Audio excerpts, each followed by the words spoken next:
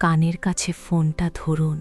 আজ যে গল্পটা বলবো সেটা হয়তো আপনার জীবনের খুব কাছাকাছি কোথাও লুকিয়ে আছে, কিংবা হয়তো এমনটা আপনার সাথেও ঘটেছে যা কাউকে মুখ ফুটে বলতে পারেননি। সমাজের চোখ এড়িয়ে, লোকলজ্জার ভয়কে সঙ্গী করে কিছু সম্পর্ক ঠিক এমনই অন্ধকারে জন্ম নেয়, বেড়ে ওঠে আর ফিসফিস করে বাঁচে।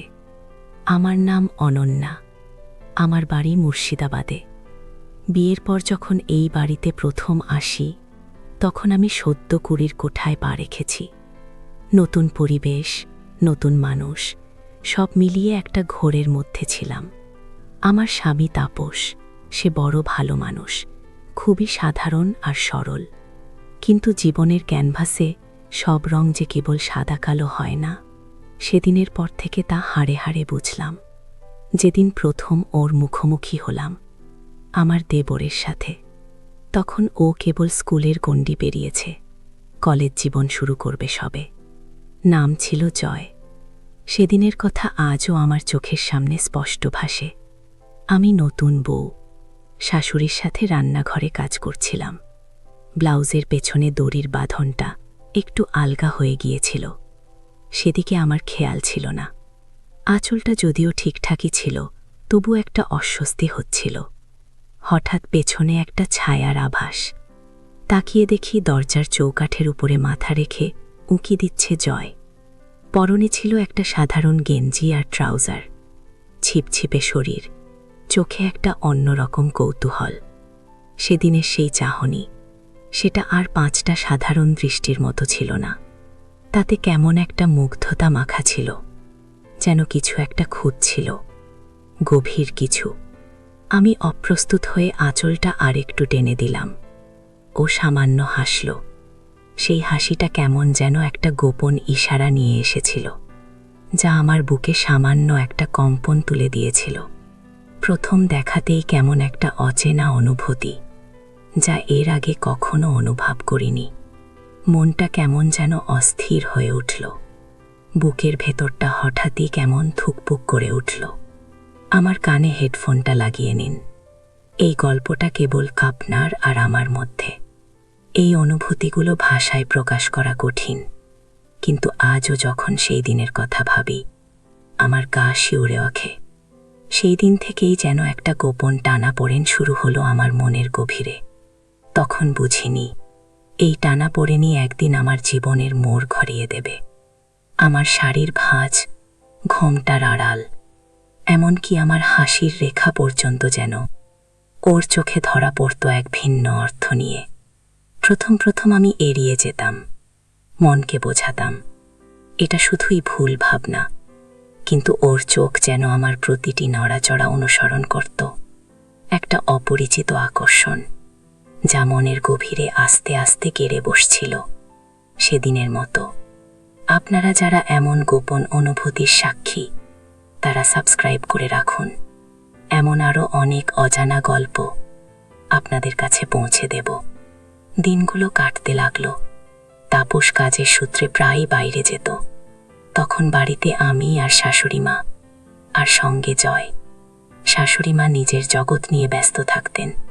পূজা আর্চা আর টেলিভিশনের সিরিয়াল তার প্রধান সঙ্গী ছিল। আর আমার জগৎটা যেন ধীরে ধীরে জয়ের চারপাশে ঘুরতে শুরু করেছিল।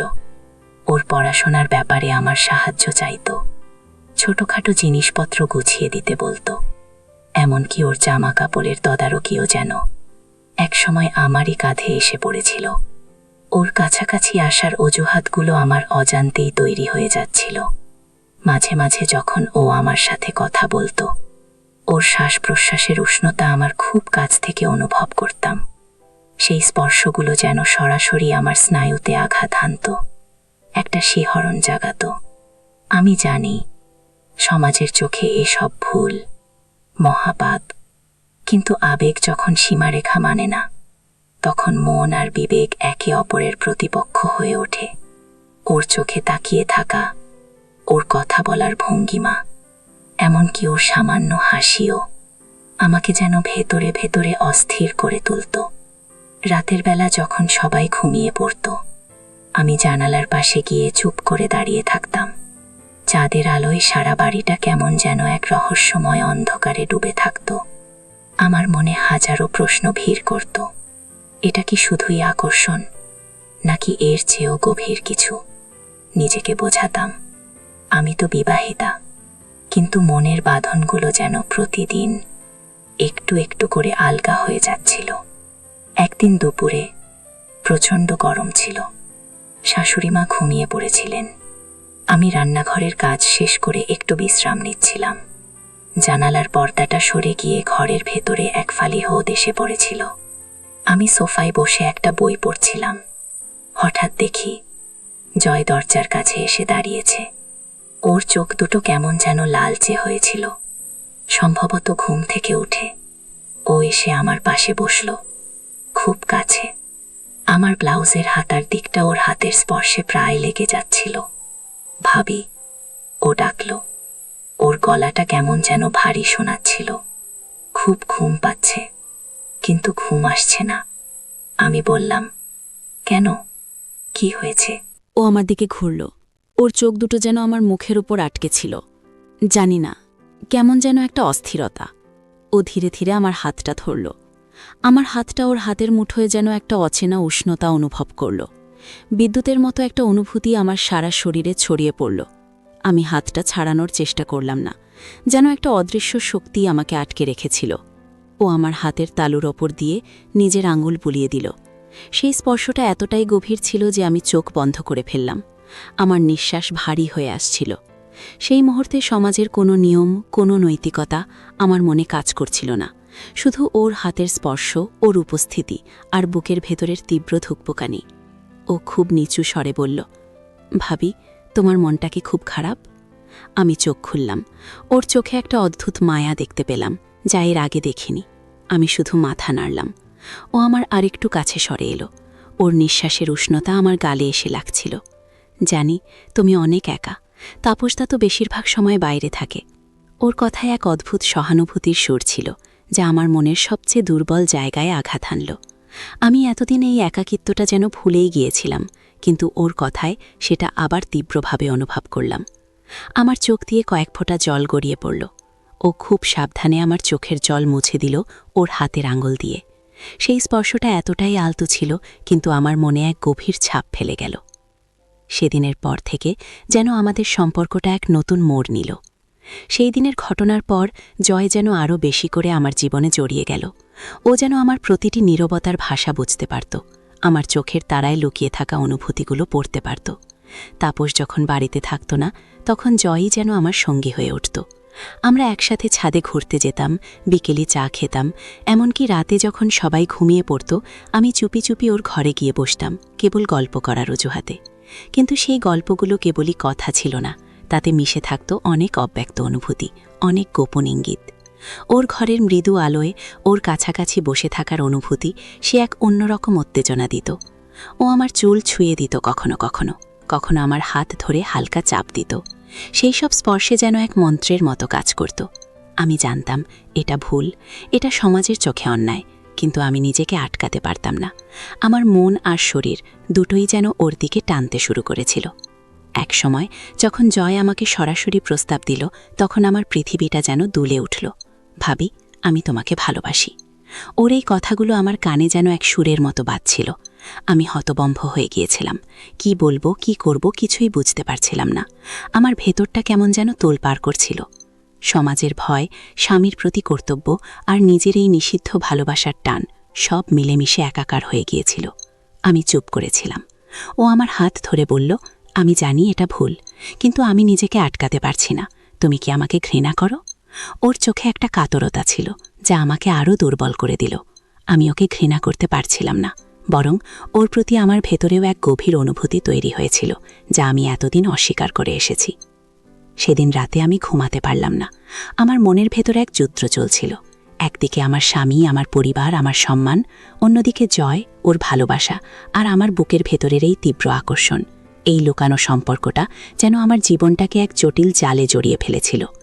পরের দিন সকালে আমি ওকে এড়িয়ে যাওয়ার চেষ্টা করলাম, কিন্তু ও আমাকে ছাড়ল না। রান্নাঘরে যখন কাজ করছিলাম, ও এসে আমার পেছনে দাঁড়ালো। খুব নিচু স্বরে বলল, তুমি কি আমাকে উত্তর দেবে না? ওর কণ্ঠস্বরে এক অদ্ভুত অধিকার বোধ ছিল, যা আমাকে চমকে দিল। আমি বললাম, দয়া করে এসব কথা বলো না জয়, এটা ভুল। ও আমার আরও কাছে সরে এলো। আমার পিঠ ওর বুকের সঙ্গে প্রায় লেগে যাচ্ছিল। ওর হাতের স্পর্শ আমার কোমরের কাছে অনুভব করলাম, এক অদ্ভুত মাদকতা। কি ভুল ভাবি? তোমার একাকিত্ব দূর করা কি ভুল, নাকি তোমার মনের ভেতরের এই অনুভূতিগুলো ভুল? ওর কথাগুলো যেন সরাসরি আমার হৃদয়ে আঘাত হানল। আমি সত্যি বলতে উত্তর দিতে পারছিলাম না। ও যেন আমার দুর্বলতার সুযোগ নিচ্ছিল, আমার মানসিক অবসাদকে কাজে লাগাচ্ছিল। ও ফিসফিস করে বলল, আমি তোমার কোনো ক্ষতি করব না ভাবি, আমি শুধু তোমাকে খুশি রাখতে চাই। ওর এই কথাগুলো যেন আমাকে আরও বেশি করে ভাঁদে ফেলছিল। আমি নিজেকে খুব অসহায় অনুভব করছিলাম। আমার চোখের সামনে যেন একটা চোরাবালি তৈরি হচ্ছিল, আর আমি তার গভীরে তলিয়ে যাচ্ছিলাম। আমার শরীরের প্রতিটি রন্ধ্রে যেন এক তীব্র উত্তেজনা খেলা করছিল। আমি জানতাম এই পথটা বিপজ্জনক, কিন্তু ফিরে আসার কোনো রাস্তা পাচ্ছিলাম না। আমাদের সম্পর্কটা এরপর থেকে আরও গভীর হতে লাগল। জয় যেন আমার জীবনের একটা অবিচ্ছেদ্য অংশ হয়ে উঠল। যখনই তাপস বাইরে যেত, তখনই জয় আর আমি একান্ত মুহূর্তে ডুবে যেতাম। সেই মুহূর্তগুলো ছিল তীব্র আবেগময়, যেখানে স্পর্শের ভাষা ছিল অসীম, যেখানে চোখের চাহনি অনেক কিছু বলে দিত। আমি জানতাম এটা একটা বিপজ্জনক খেলা। সমাজের চোখে আমি একজন প্রতারক, কিন্তু আমি নিজেকে আটকাতে পারছিলাম না। জয়ের প্রতি আমার এই অনুভূতিটা এতটাই তীব্র ছিল যে আমি সব কিছু ভুলে যেতাম। ও যেন আমাকে এক ঘোরের মধ্যে নিয়ে গিয়েছিল। সেই সব মুহূর্তগুলোতে আমি নিজেকে খুব জীবন্ত অনুভব করতাম, যা আমার বিয়ের পর কখনো অনুভব করেনি। তাপস সহজ সরল ছিল ঠিকই, কিন্তু সে হয়তো আমার মনের গভীরে প্রবেশ করতে পারেনি, যে শূন্যতাটা জয় পূরণ করছিল। যদিও সেই পূরণ করার পদ্ধতিটা ছিল অন্যায়, নিষিদ্ধ। একদিন এক ভয়ঙ্কর ঘটনা ঘটল। আমরা দুজনে ছাদে বসে গল্প করছিলাম। সন্ধ্যার আলো কমে আসছিল, আর আমরা একে অপরের খুব কাছে বসেছিলাম। ও আমার কাঁধে মাথা রেখেছিল, আর আমি ওর চুল ছুঁয়ে দিচ্ছিলাম। হঠাৎ শাশুড়িমা ছাদে এলেন। আমরা দুজনে চমকে উঠলাম। শাশুড়িমা সম্ভবত আমাদের দেখেও কিছু বুঝতে পারেননি, কারণ তিনি চশমা ছাড়া ভালো দেখতে পেতেন না। কিন্তু আমার বুকের ভেতরটা ধুকপুক করছিল। এই ঘটনাটা আমাকে নাড়িয়ে দিল। আমি বুঝতে পারলাম এভাবে চলতে দেওয়া যায় না। এই গোপন সম্পর্ক একদিন না একদিন ধরা পড়বেই, আর তখন আমার জীবনে সব শেষ হয়ে যাবে। আমার সম্মান, আমার সংসার, সবকিছু ধুলোয় মিশে যাবে। আমি সিদ্ধান্ত নিলাম এই সম্পর্ক থেকে বেরিয়ে আসতে হবে। এটা কঠিন ছিল, কারণ জয়ের প্রতি আমার গভীর টান তৈরি হয়ে গিয়েছিল। পরের দিন আমি জয়কে ডাকলাম। ওর চোখে তখন সেই ছেলামশি কৌতূহল ছিল না, ছিল গভীর ভালোবাসা আর অধিকার বোধ। আমি ওকে সব কিছু বললাম, জয়, এটা ভুল, আমরা এভাবে আর চলতে পারি না। আমাদের ধরা পড়লে সব শেষ হয়ে যাবে। ও প্রথমে মানতে চাইল না, ওর চোখে জল এসে গিয়েছিল। ও বলল, তুমি আমাকে ছেড়ে চলে যাবে ভাবি? আমার কি হবে? ওর এই কথাগুলো আমাকে কষ্ট দিচ্ছিল। আমি জানতাম ওকে কষ্ট দিচ্ছি, কিন্তু আমি নিরুপায় ছিলাম। আমি ওকে বোঝানোর চেষ্টা করলাম যে আমাদের দুজনের ভবিষ্যতের জন্যেই এটা করা উচিত। সমাজের নিয়ম, পরিবারের সম্মান, এসবের ঊর্ধ্বে আমরা যেতে পারি না। ও শেষমেশ মেনে নিল, তবে একটা শর্তে। ও বলল, আমি তোমার জীবন থেকে চলে যাব ভাবি, কিন্তু তুমি যেন আমাকে ভুলে যেও না। আমি তোমাকে সারা জীবন মনে রাখব। ওর এই কথাগুলো আজও আমার কানে বাজে। সেই দিনটা ছিল আমাদের সম্পর্কের শেষ দিন।